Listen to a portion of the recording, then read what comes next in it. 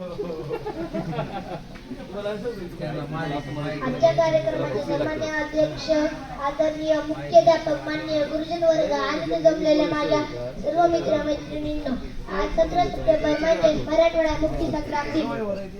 मी आज तुम्हाला मराठवाडा मुक्ती संग्राम दिन याविषयी थोडक्यात 2 शब्द सांगते, ते तुम्ही शांततेने ऐकावे हीच मी नम्र विनंती करते.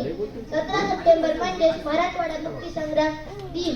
सर्वप्रथम निजामशाहीच्या गुलामीतून मुक्त करण्यासाठी बलिदान दिलेल्या सर्व हुतात्म्यांना वंदन करून मी माझ्या भाषणास सुरुवात करते. निजाम रजाकार निसर्गाची आमची लढाई, क्रांतिकारी इतिहास आणि पराक्रमी आमचा बाणा, राष्ट्रभक्त संग्रामवीरांच्या मराठवाड्याचा आम्हाला सदैव अभिमान. राष्ट्रभक्ती उन्नतीसाठी नेहमीच आमचा ताठ कणा, नेहमीच आमचा ताठ कणा.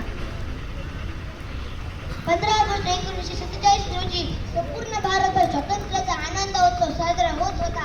पण त्याच वेळी 565 पैकी 3 संस्थाने अजून पण भारतात होती. 3 संस्थान म्हणजे हैदराबाद संस्थान, काश्मीर संस्थान, जुनागड संस्थान. या 3 संस्थांतील जनता अजून पण स्वातंत्र्याची स्वप्ने पाहत होती. म्हणूनच म्हणावेसे वाटते 15 ऑगस्ट 1947 दिवस सोनेरी पहिल्या सर्वांनी 15 ऑगस्ट 1947 दिवस सोनेरी पहिल्या सर्वांनी मराठवाड्याच्या जनतेच्या स्वातंत्र्याची खंत अजून म्हणी. कधी संपेल माझी गुलामगिरी, कधी संपेल माझ्यावरील अत्याचार, कधी संपेल माझे पारतंत्र, यासारखे असंख्य प्रश्न माझ्या मराठवाड्यातील जनता नेत्याला विचारत होती.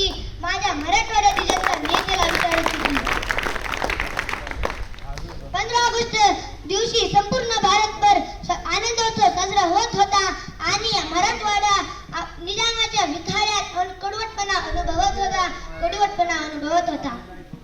आपण सर्वजण या भारत मातेचे लेकर, काही ना एक नाही, काही ना वेगळं नाही, असे का, असा प्रश्न मराठवाड्यातील देशभक्तांना, शूरवीरांना यातूनच निर्माण झाला. मराठवाडा मुक्ती संग्राम लढा. आपल्या भारत देशाच्या स्वतंत्र पर्वांमध्ये सर्वात प्रभावी पर्व म्हणजे मराठवाडा मुक्ती संग्राम. आणि आपल्या भारत देशाचे गृहमंत्री सरदार वल्लभभाई पटेल हे अखंड भारताचे स्वप्न पूर्ण करण्यासाठी प्रयत्न करत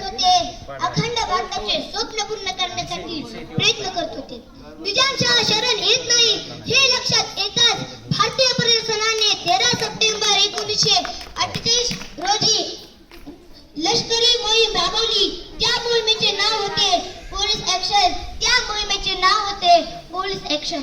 हैदराबादच्या चाहू बाजूंनी म्हणजे 5 दिशांनी 5 सैनिकांच्या तुकड्यांनी हैदराबादवर आक्रमण केला आणि फक्त 5 दिवसात निजामशाहीचा अंत केला.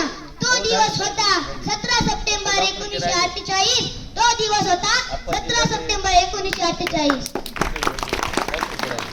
13 महिन्यानंतर मराठवाडा निजामशाहीच्या अत्याचारातून मुक्त झाला. आपल्या भारत देशाच्या अधुऱ्या स्वातंत्र्याला पूर्णत्व प्राप्त झाले. पुन्हा एकदा सर्व हुतात्म्यांना वंदन करून मी माझ्या भाषणास पूर्णविराम देते. जय हिंद, जय महाराष्ट्र.